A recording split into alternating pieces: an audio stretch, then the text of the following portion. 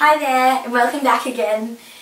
This week we are talking about thigh gaps. Yes, the gap in between your thighs. There's two sides of this that I'd like to talk about. So the first one is not all people have thigh gaps. I don't have a thigh gap. So already I feel like I can connect with so many of you out there watching at the moment. I've never had one, and the second point that I wanted to make is that if you don't have one, well, I can relate to you because I have felt the pressure of needing to have one. All through high school, I felt like this would be about 5 years ago now, and I remember at one stage it was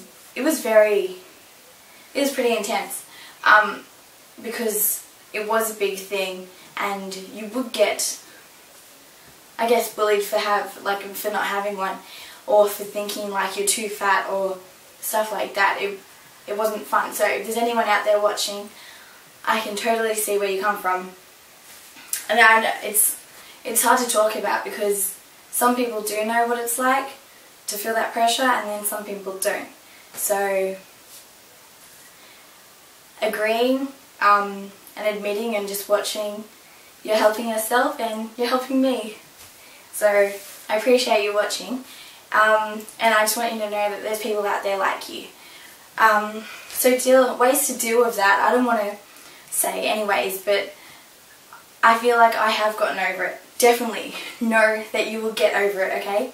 It's not something that's going to stick with you for the rest of your life. I mean, it may be there, but like, you can look back on it in a couple of years' time and just forget about what people say about you in relation to thigh gaps. Because trust me, it is no big deal once you think about it and you realise how silly it was back then, because it's really not up to other people to judge you. It should be up to yourself to know that the way that you look is okay, and you don't have to have a gap in between your thighs to make you feel like you're an adequate human being.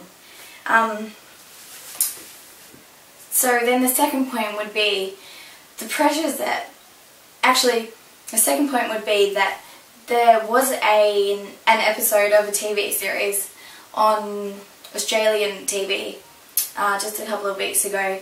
I don't want to name the TV show because I actually like the TV show, but I thought it was really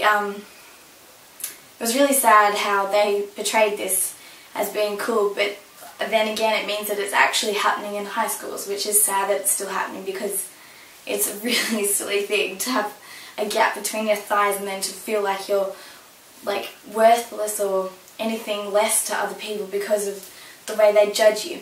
And so basically in this episode, the main character was describing like, if you're pretty or you're a hot girl, then you should be able to have a gap in between your legs that's the size of 3 fingers. And she basically puts her fingers between the girl's legs and says, you know, yeah, that's right.